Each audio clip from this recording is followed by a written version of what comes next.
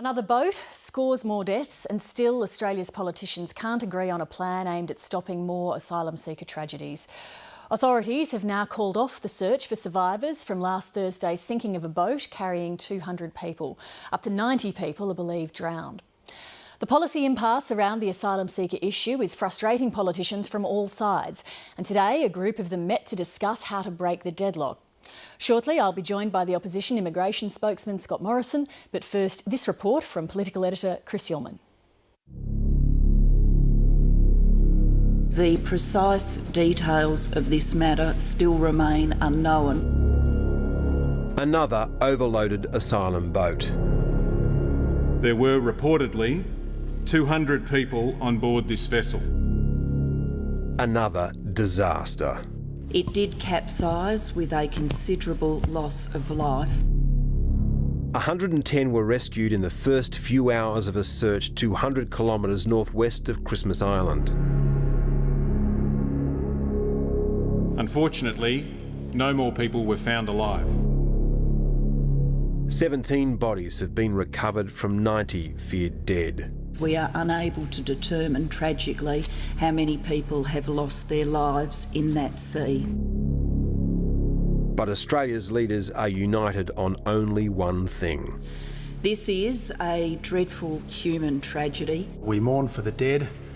We grieve for the living who have suffered much. In my view, these are... Across the board, Australia's politicians are utterly divided on how to respond. Nothing seems to be giving when everyone seems to be privately agreeing that something's got to be done. The will to act is there. There was a private cross-party meeting today involving Independents Rob Oakeshott and Tony Windsor, the Nationals' Tony Crook, Labor's Steve Georgianis and Liberals' Judy Moylan and Mal Washer. Another meeting is planned for Wednesday and the numbers are expected to double. Something has to give this week or sometime soon as a circuit breaker in what is policy dysfunction and a failure on behalf of the Australian community. There are different views between the major parties and within them. We say to the government and the Australian people, we do know about a workable solution because it worked under the Howard government and there's no reason why it would not work today. When we had TPVs, we had end up with women and children getting on boats and them drowning, trying to join their partners here. I mean, that wasn't a policy outcome that we'd desire again, and we had thousands of people in limbo. The Greens want a doubling of the refugee intake to 26,000 and a regional solution to the problem, but not one that includes offshore processing. I'm not happy with offshore processing because it undermines international law. So, with no hope that the Greens will help fashion what the government believes is a necessary deterrent, Julia Gillard is again appealing to the opposition, offering to reopen Nauru if the coalition will agree to accepting a people swap deal with Malaysia. We had a compromise on the table, had an element of the government's policy, had an element of the opposition's policy. We thought if we put the two together, everybody could come together and support it. That is still on the table to be accepted. Compromise seems unlikely. Would you like to sit down with the Prime Minister and work out a deal on asylum seekers, Mr Abbott? Would you like to see a compromise? Instead, the coalition was keen to remind the Prime Minister today that border protection was one of the three things Julia Gillard said she'd fix when she deposed Kevin Rudd exactly 2 years ago. 2 years on, the boats keep coming. There's a carbon tax starting on Sunday, and we have a $3.3 billion black hole in the budget because of the botched mining tax. And to tell the Australian people when she now expects her government finally to find its way. She's off. With her party still mired in poor opinion polls, now it's Julia Gillard who's hunted and Kevin Rudd who's the hunter. How are you feeling about the polls today for the Labor Party 2 years on? I'm concerned about the medal count for our Paralympic team in London. Up to 10 of the Prime Minister's supporters have drifted away from her since February's ballot. She should be safe this week, although there are few sure things in this Parliament. But if the long winter break doesn't improve Labor's fortunes, calls for a change at the top will rise again. I'll let the political commentators do all of the judgments about, performance and all of those kinds of things. I don't let any of that worry me. I just get on with the job. Things look grim from the government benches, but the other side of politics isn't without its problems.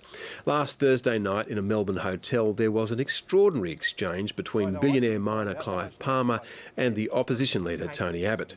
Both agree there was a fierce disagreement, but just who lost his cool depends on the storyteller.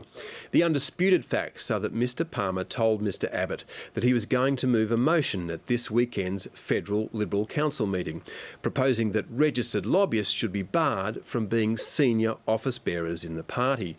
That would effectively remove two sitting vice presidents, former Howard government ministers Alexander Downer and Santo Santoro.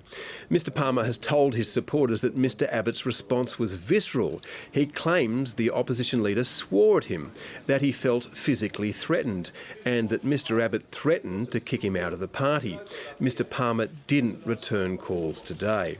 Mr Abbott's side of the story lacks the colourful details. His office doesn't deny a heated confrontation, but says the opposition leader remained calm throughout.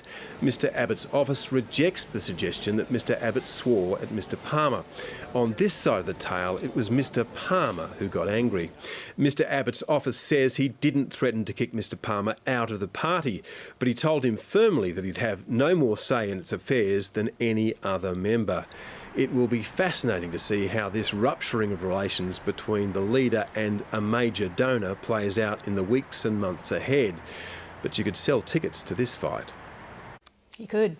Well, as Chris Illman explained, compromise remains elusive on the asylum seeker issue. And to discuss that, I'm joined now from Canberra by the Shadow Immigration Minister, Scott Morrison. Mr Morrison, Julia Gillard said today that she's open to discussions with the opposition on this issue to reach a compromise. Is the opposition open to it? The Prime Minister's position and the Minister's position hasn't changed since where we were last December. She made that pretty clear today. What's before us is a piece of legislation, Lee, and that legislation hasn't changed one line, one sentence since it was first proposed. We've been very clear about our problems with that legislation, and the government hasn't sought to make any changes to that legislation. But negotiations on difficult issues are often fractious and take time. She has at least said today that she is prepared to sit down and to keep talking about it and try to work it through. Is the opposition prepared to meet her on that? Well, the Australian people want decisions and they want action. I don't think they want more talk on this. What they want is a government to govern and to take decisions based on the measures that they have available to them through the Parliament. Now, this Prime Minister has said before on other issues like the carbon tax that she wants to find another way to getting to a destination. Well, on this one, she simply said, no, that's our position. It hasn't changed since last December. And as a result, then it's not surprising that nothing's moved on. Is there anything that would make Malaysia a viable option for the coalition? Anything at all? Well, almost 8,000 people have turned up for an 800 cap arrangement since it was announced just over a year ago. More than 800 people turned up in the first 2 weeks of this year. We've made it very clear that the cap is a very big problem with this policy. We've made it very clear that the absence of any legally binding protections, either in the government's legislation or the arrangement they've struck with Malaysia, is a problem. Okay, we've made it very clear. I'm trying to get an answer to my question, which is there anything that would make Malaysia viable? Are you saying then that if there were legally binding protections, if there wasn't a cap, would that help make it viable? That's what I'm trying to get to the bottom of. Well, I understand what you're trying to get to, Lee, and I'm trying to answer your question. There was another problem that there was with this proposal, and that was it didn't apply to everyone who came, and as a result it created exceptions, and interestingly those exceptions would be most likely for children and families. Now, I've been highlighting these problems with the Malaysia proposal for over a year, and the government has dismissed them on every single occasion. I've been highlighting the problems with the legislation they've sought to put before the Parliament, and they've dismissed them on every occasion. What we have here, Lee, is a failure of government policy, not of opposition policy. The opposition policy worked, it was abolished, and the government is now seeking to put aside culpability for their policy failures rather than address them. Okay. The government's job is to govern, the opposition's is to oppose, sure, but you are all elected as individual members of Parliament by voters who expect you to get things done. Is the coalition's determination to not give an inch on this really what the public expects? Some of your own backbenchers don't seem to think so.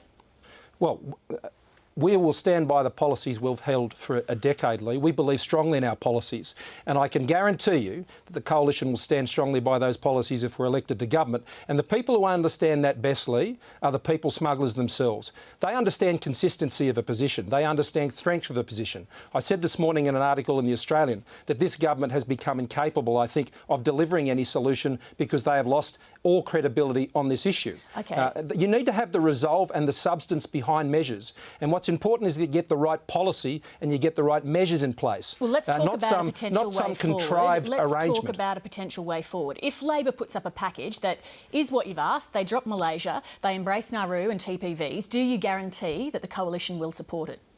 None of that has happened, Lee. No, but None of that has happened. I'm asking if they came to you with that. Well, I'm not negotiating with you or having this discussion with you. If there was a discussion, it would be with the government. But there is no discussion, Lee. But this is not going to be resolved unless the Coalition comes up with a position that you would be happy with. Well, you could pick up the phone to them if you really wanted it resolved. No, Lee, the government knows our position, as I made very clear this morning. They've known our position for over a year. Lee, I've been talking about this issue, as you know, for years. I know you have. 3 years ago, I started talking about this issue, and it was a very lonely place. I'm sorry to interrupt you, but I'm trying to get to the bottom of exactly what the Coalition would accept here. I'm asking if the government put up exactly what you want, would you support it?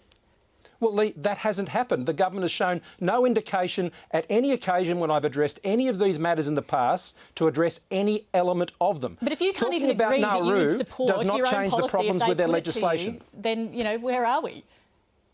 What I've said very clearly all along, Lee, is that we've made our position on the Malaysian people swap, which is an abominable arrangement, very, very clear. We've made our position on the legislation very clear. Now, let's be very clear about the legislation that they want this parliament to pass. They are abolishing Section 198A of the Migration Act, which was inserted by the Coalition to provide human rights protections for people transferred to a third country for offshore processing. They have abolished that in this bill, and they have refused to replace it with something that is legally binding. And that's not only true for the government's bill, it's also true for Mr Oakeshot's bill. Now, that's not a bill, Lee, that I am going to recommend that we should pass. I've made that very clear to the government, and their response has been to not change one word. What do you say to the suggestion that the Coalition doesn't want this issue resolved because it's one of the main areas for you to make political mileage against the government? I think it's a very offensive and cynical assertion to put forward, particularly to someone who has been arguing the case that we need to avoid the tragedies we've seen in recent times for years and years. And when I first put that forward in the public forum, then I was in a very lonely place. No one was agreeing with the Coalition at that time except a handful of people. Now there is a chorus of people wanting to lecture the Coalition on illegal maritime arrivals. Now, I find that a very strange situation to be in, given we have been only consistent and strong on this matter, and with the resolve the Australian people respect. Now, we're going to stand by that position, Lee, and the people smugglers know it, and that is why I believe we'll be successful if we're elected to government in stopping this mess. If Labor were to implement your policy in its entirety, would the Coalition accept equal responsibility for its results? Well, as I said today, what you have to have is good policy and people who know how to implement it and who have the character and resolve to back up the measures they're putting in place. I think this government is now a position, as I said in my article today, where they think they have very little credibility, if any, to deliver anything. But the problem is not just the measures. Would you stand by it? No, what I'm saying, Lee, the problem now is just not their policies and what they do, it's them themselves. This government is the pull factor. They are actually the problem. And they have no credibility now out there, I think, to pull virtually any measure off. Now, I have very great confidence that if Tony Abbott and I were given the opportunity, if we're elected, that these measures would be absolutely successful, as they were last time when John Howard, Philip Ruddock and Alexander Downer constructed the arrangements we had last time and put them into place. Well, I have great confidence in that. I will look very forward to testing you on that maybe some point in the future. Scott Morrison, thank you very much for joining us. Thanks very much, Lee.